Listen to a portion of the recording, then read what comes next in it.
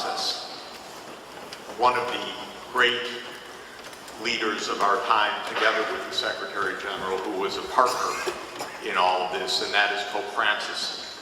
And the Secretary General and Pope Francis worked very closely in the last few years so that one could arrive at this kind of global understanding. You'll recall that last year Pope Francis issued a remarkable document, his encyclical Laudato Si, which is so remarkable you can assign it in a graduate class in earth sciences, or in theology, or in philosophy, or in global economy, and you'll be getting the clearest possible thinking in all of those dimensions. Well, one of the privileges that I had of watching the unfolding events was to watch Pope Francis and the Secretary General work together in the past year. And it's no coincidence when they met in the Vatican, and then when Pope Francis came the morning of September 25th, 2015, and opened that day with an address that led all of the world leaders to stand up and by acclamation adopt the Sustainable Development Goals.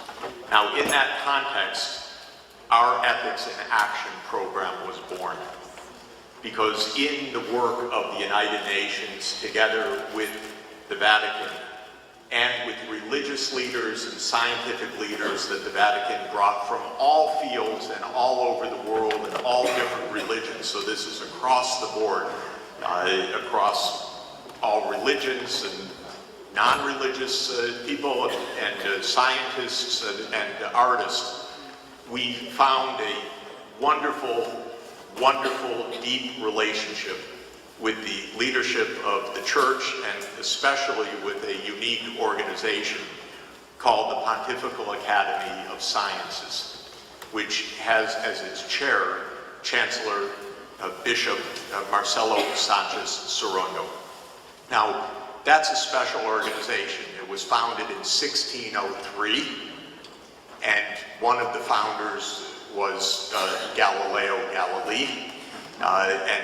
One of the inspirations for the Church was the combination of faith and reason to solve our global problems. And in that context of the work in the lead up to the Sustainable Development Goals and Pope Francis's inspiration, we had several meetings together with leadership of major religions, and our friend William Venley, the Secretary General of Religions for Peace, who brings together world religious leaders for peacemaking,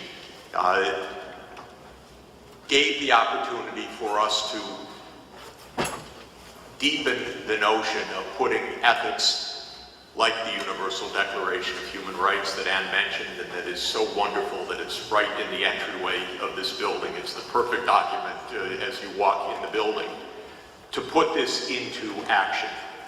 And so Ethics in Action was born and had its first meeting at the Vatican last month.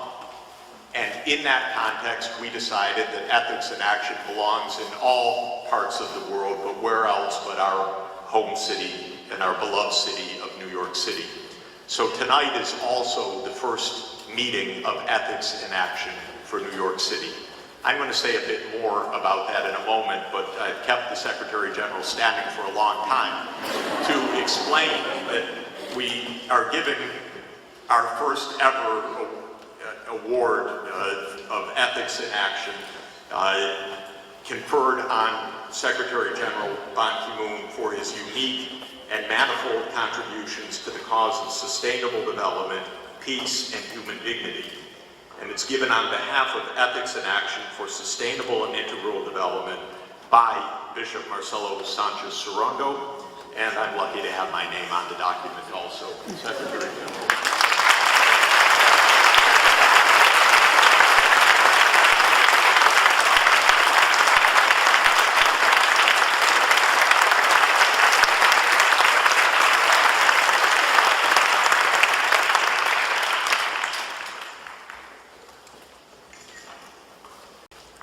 For the past decade, I have sought to strengthen the ethical dimensions of our work.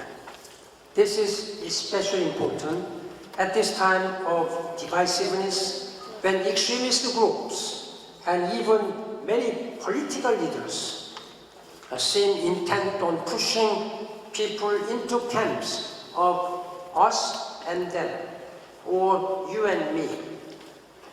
I have been urging leaders of the world, you have seen what has been happening in Europe, then please do not erect walls. Let us build the bridges between and among the people, rather than erecting walls. This is not what political leaders should do. The 2030 Agenda is not only our shared manifesto, but also a platform for cooperation. The same is true of the Paris Agreement. Together we can improve lives and strengthen the ethical and other bonds that link all societies in a profoundly interdependent world. Ladies and gentlemen, thank you again for this recognition, and I'm very much honored. And as I prepare to retire from this job and hand over all this, one of the most impossible jobs to my successor, Antonio Guterres, I trust you will give him a strong support and will work with my successor even more closely, as you have been doing with me and the United Nations. And I thank you very much, and even though I may soon join your group, like the civil society, the peace and security, human rights, and all sustainable development have already been embedded in my body, is in my DNA. So I will work with you to make this world better, healthier, more prosperous, more peaceful for everybody of the world. I thank you very much. Thank you.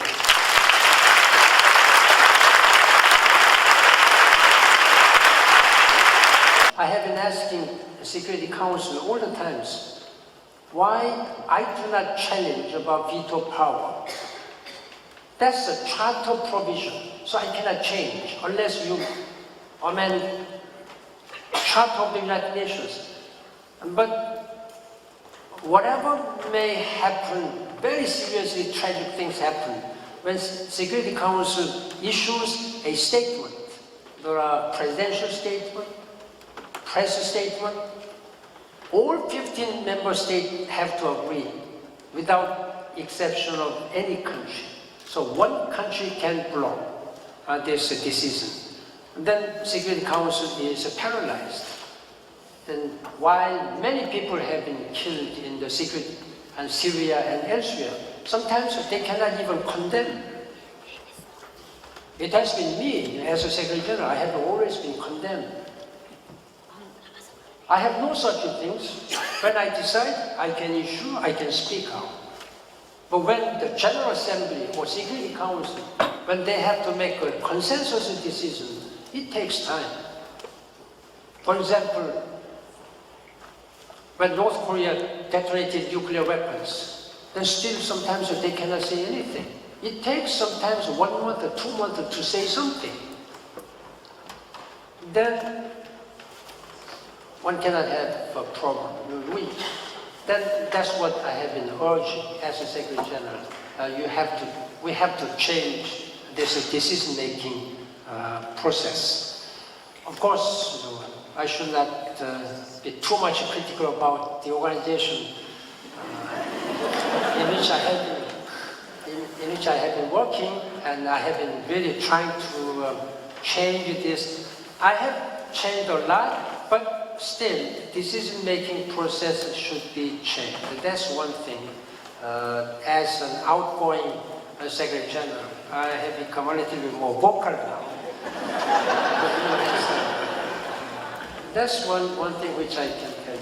Thank you very much. The Brazilian Space Agency issued a report in the spring of 2020 that the forest fires were running at an unprecedented rate. The next day, President Bolsonaro fired the head of the Brazilian Space Agency. So we want inclusion as a moral principle, and we understand that a market system by itself is not going to deliver that. Markets can deliver many good things, but they will not by themselves deliver social inclusion. And we need environmental sustainability, the third pillar of sustainable development. Material progress, social inclusion, environmental sustainability. And the fourth pillar, and I'll end here, is peace and cooperation. We need to cooperate on the issue we're here today to discuss, on saving the earth, saving the major biomes of the world, whether it's today in the Amazon, or we could have had a meeting today on the mega flooding in the Himalayan region right now, which is killing thousands, also has roots in climate change and deforestation, and also needs a science panel for the Himalayas, something I hope that we can help to promote, because the same science-based pathways for sustainable, inclusive, and resilient Himalayan region is also important, and for the Congo Basin, and for other ecosystems in the world. So let me stop here just to say I could not be more thrilled with how Carlos and his colleagues have led this process. They've done a magnificent job. We count next month on the start of the ability to implement it. I'm speaking politically. In Brazil, first and foremost, and I think throughout the region, there are many new presidents in the Amazon basin countries that are ready for a new approach, and thank goodness the science panel for the Amazon is pointing the way. Thank you very much. Peace TV reporters have been active at the UN headquarters since 2010, the age of former UN Secretary General Ban Ki-moon. They are often invited to gather pictures and news about high-level meetings and events at the UN headquarters. We usually report live on the scene the events of dozens of countries, including the US, France, the UK, Israel, Germany, Russia, Egypt, Kuwait, Bulgaria, Ukraine, and Morocco, and the EU at the UN headquarters and their residences in New York. Our news reports have, in part, kept the international community up to date with the work of different governments so that people everywhere will know the great efforts and contributions of the UN to world peace, international affairs, and multilateralism.